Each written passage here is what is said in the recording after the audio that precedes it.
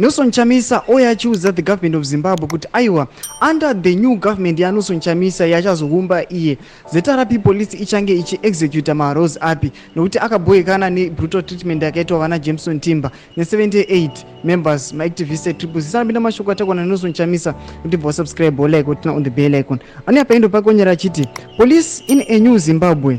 In the new citizen government, police service will be fully professional and uphold human rights and be held accountable through number 1, right-based policing approach, patriotising citizen protection. Number 2, fostering a culture of human rights and citizen dignity, honoring fundamental freedoms. Number 3, rigorous public oversight via civilian review boards, public hearing and transparent reporting. Number 4, mandatory training on respecting civil liberties, de-escalation and cultural competence. Number 4, merit-based promotions to reduce political influence. Number 6, community-driven restorative justice, emphasizing rehabilitation over retribution. Number 7,